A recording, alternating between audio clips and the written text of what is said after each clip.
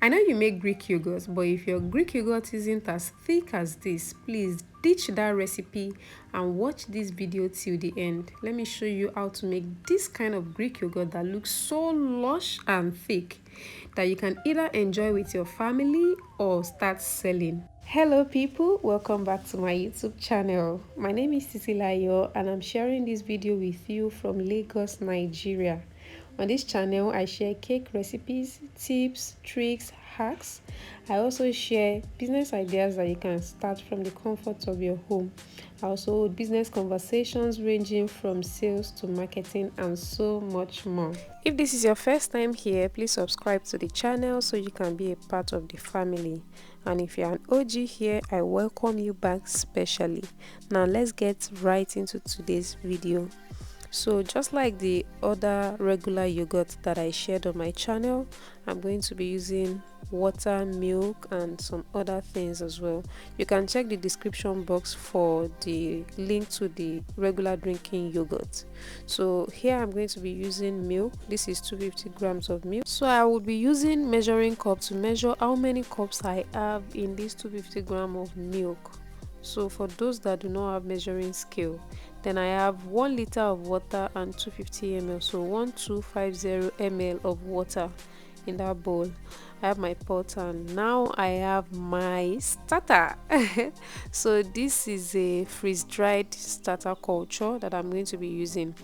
In my other drinking yogurt recipe, I used homemade starter, but for this I'm going to be using this freeze-dried starter. So it's already processed. All you just need is follow the procedure and you are going to get it. So it's so easy to use, and if you use this starter, you're going to have a unique taste to your yogurt if you are going to be selling it, because if you are using different brands of yogurt for your starter, your yogurt is not going to have a unique taste. You're going to be having different tastes of those other yogurts that you are using as starter. So if you are going into this business, you should consider getting starters like this, so it will be unique to your brand. I have 3 cups of milk there, so I'm going to be adding the water into it. Then I'll stir it properly till I have no lumps anymore. Then I'll take it up from there.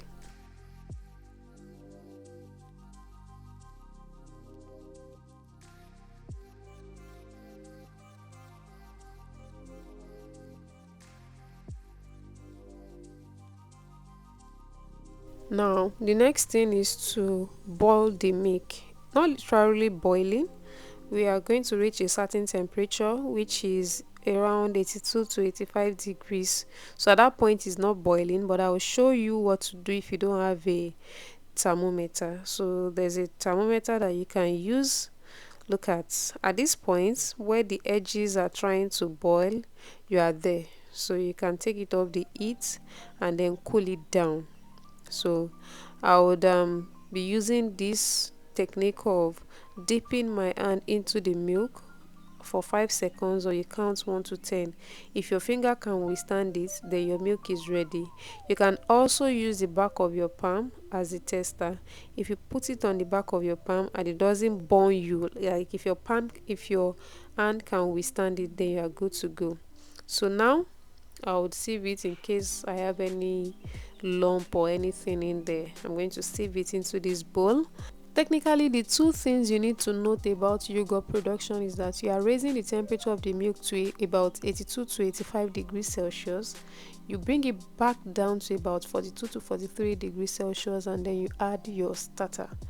This starter is called yoghurt and is about, you can see that yogurt is about 3 grams. It's 3 grams and you can use this sachets to culture from between 1 liters to about 5 to 6 liters. Anything above that you can double the quantity. So what I do is just to open it, pour it out like it's like a powder, and then I add a little bit of the warm milk. So this is to ensure that everything is totally mixed, so you don't want to pour the starter directly into the milk. So I'll pour it into the starter. I'll pour the milk into the starter, give it a good mix so that everything is well incorporated, and then I'll pour it into the milk. But before I do that, because we want this milk to retain its temperature of about 42 to 43 44 degrees Celsius, I'll get everything I want to use to wrap it. I'll get them ready before I add the culture. So I'm talking about your duvet, towel, or anything. I'm using this nylon, and I'm also going to be using this cloth to wrap them. So everything is ready, and the next thing is to pour in my starter culture. So you know that I've already mixed it, and I'll just pour it in. Once I pour it in, I'll give everything a good mix. So you can see that everything is well incorporated now, nothing is missing. So I'll cover this up, and then I would wrap it. So I would wrap it and then keep it in a warm place in my kitchen, which is typically my oven. If you don't have an oven, you can just use a cupboard, anywhere that you know that the yogurt will be left undisturbed. So you don't want to be shaking it after you've started the incubation process. Just leave it there for about 6 to 8 hours ideally. Your yogurt will come out fine. If you leave it longer than that, it's going to taste sour, like tangy. And then 6 hours later, I have this. You can see that the whey is even coming out itself. So what you want to do with Greek yogurt, this is a regular yogurt. If I mix everything together now, I'm going to have my regular yogurt. But with Greek yogurt, we want to sieve out that whey that is inside. That liquid, that yellow liquid is the whey, and we want to sieve it out. Once you sieve it out, whatever you have up there is the Greek yogurt. So I'm going to be sieving it out with a cheesecloth, like a muslin cloth. I pour it over it. Like, the way I'm going to be doing it is that the yogurt up is going to be suspended, like, so that the water can drip properly. So you can see that I have the yogurt up there, I have the bowl down, and I have a sieve that is kind of like a barrier in between the bowl and the yogurt. So I'll tie this to give it a kind of a pressure so that the water will be released. Can you see that? The water is even coming out already because this one has a lot of water in it. So that's it.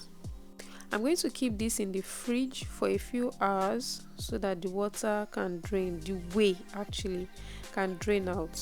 Then 3 hours later, this is what I have. So I'm going to open it up so that you see how lush and so good this Greek yogurt is. So let's see.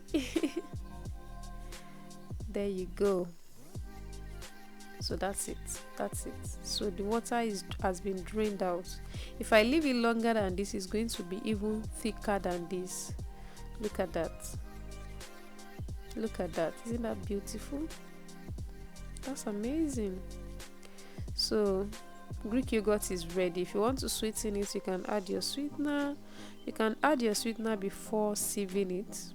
You can leave it out like this as well as unsweetened Greek yogurt. Isn't this beautiful? It's so lush, like so thick. Now this is the whey that was collected. Can you see that? So this is basically how to make Greek yogurt. I mean, isn't this amazing? If you like to start selling Greek yogurts, you can just get containers that are presentable, brand it properly, and your business has started. But if you like to enjoy it with your family, just pour it into a bowl and then garnish it with anything that you like, from granola to fruits to anything, just about any way you can enjoy it. Just have some good time with your family. If you find this video helpful, please give it a thumbs up, and also please subscribe to my channel so that you get to enjoy videos like this. Don't forget to turn on post notification. I'll see you in my next video. Bye.